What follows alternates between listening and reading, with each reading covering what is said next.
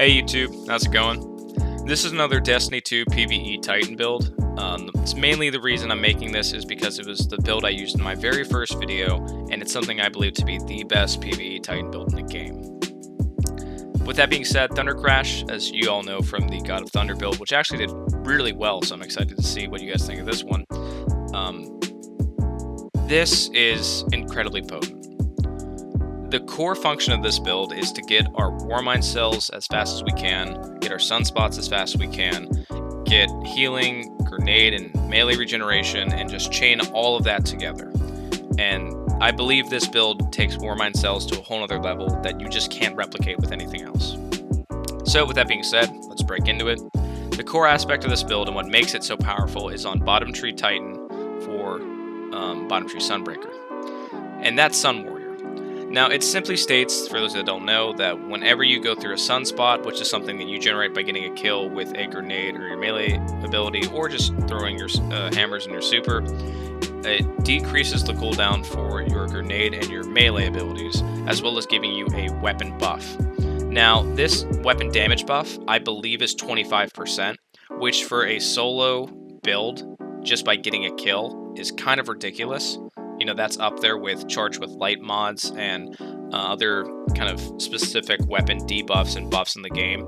And you just get this for getting a kill with a sunspot, which is actually pretty easy to do in PvE. And it's 25%, and it costs nothing. So that's fantastic. And in addition, another little cherry on top for this build is Soul Invictus, which basically means that anytime solar ability kills occur, you get a small chunk of your health back. And given the fact that that sunspot is an area of effect damage that can often kill multiple things at a time, you're getting pretty decent health recovery throughout this build, and it really helps with the overall longevities and survivability that you might have issues with in higher end PvE content. Jumping into the armor and the armor perks, I do want to note I am missing one mod that is simply a quality of life mod. It doesn't actually affect the core aspect of this build or gameplay, but it's something I do want to point out, and it's actually the first mod that I'm using, which is Elemental Ordnance. I am waiting for the gunsmith to sell Rage of the Warmind, which essentially gives increased solar damage to Warmind cell explosions that overall improves the quality of life in this build, but it does not, or it is not required for the core aspect to stay the same, so it's not needed if you don't have it either. But I'm using Elemental Ordnance simply because the main ability we're going to be spamming, even though we get grenade and melee, is our grenade, simply because I think thermite grenades are fantastic for PvE. And this overall just works whenever you get a kill, it spawns an elemental well. Since using your grenade, it's guaranteed to match your type.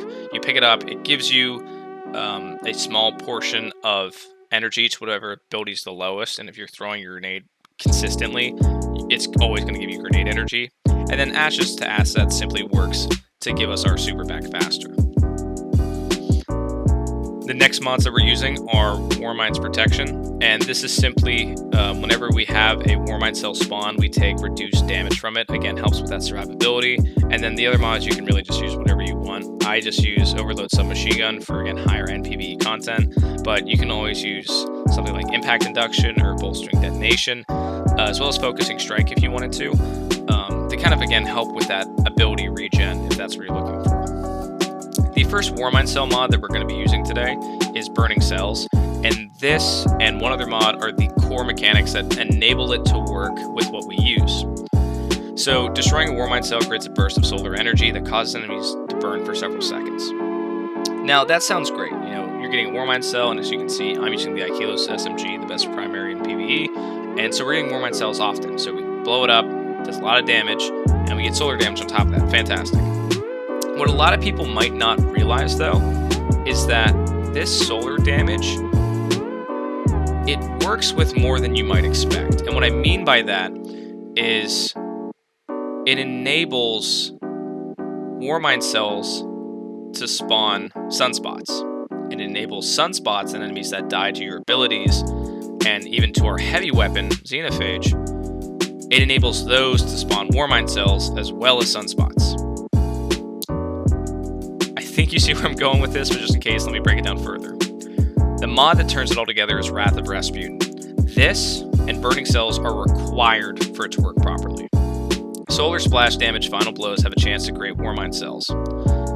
Now, what this means is that whenever we get a kill with a Warmind cell, whenever we get a kill with our grenade, whenever we get a kill with our melee, whenever we get a kill with xenophage, this all has the potential to spawn sunspots. It's 100% guaranteed specifically for our melee and our grenade, but solar splash damage has a chance to spawn a sunspot and as well as a Warmind cell. So what this means is that when we get a kill with our grenade and our melee and this whole build starts, or we get a kill with our Warmind cell from our Achilles SMG, and that Warmind cell explodes, it'll spawn a sunspot. That sunspot, when we walk through it, gives us increased ability regen for our grenade and our melee, as well as a 25% personal buff for damage. That normally would last for 5 seconds, but using Phoenix Cradle lasts for 10 seconds, as well as our allies also having that buff. That sunspot can then kill enemies. When enemies die to a sunspot, they have a chance to generate a Warmind cell. You shoot that Warmind cell, it creates a solar explosion. Solar explosions have a chance to generate sunspots and other Warmind cells.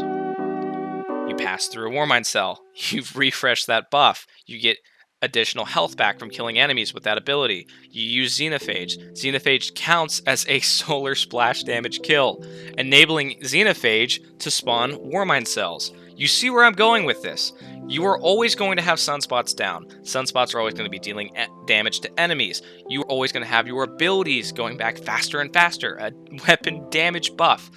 You're going to have a protection from enemies that are near that Warmind cell, which using Global Reach, which is our final mod, enables that reach to be extended so that more enemies can be affected by Warmind cells in general. This build has incredible synergy, and I honestly believe it's the best Titan PvE build in the game, simply because Warmind cells are so powerful. Now, I will admit, Bungie has come out and said that they are looking into the tuning and or removal of Warmind cell builds and Warmind cell mods in the future. They haven't given specifics. This is just something they mentioned in a state of the game. Do not panic. They're not going away anytime soon. But it's just on the chopping block at some point in the future. So if you haven't already taken care and made yourself a Warmind cell build, specifically for your Titan, please do this. I'm not kidding when I say it is the most powerful build, and the gameplay that I'm going to show you will supplement that. In truth though, guys, let me know what you guys think down below. Let me know if you have any additional comments for this build. As far as weapons go, I'm just using a Heritage with a recon roll, and this is just simply to deal with higher health ultras and majors. Achilles, again, best primary in the game, and Xenophage, it's nuts. Let me know what you guys think. Let me know if you have any suggestions down below for different builds or different kinds of videos. I really appreciate the feedback. The God of Thunder video did incredibly well. I'm very proud of it, and I'm proud of everyone that gave us positive feedback for it. I really appreciate it. Let me know what you think, and I'll catch you guys in the next video.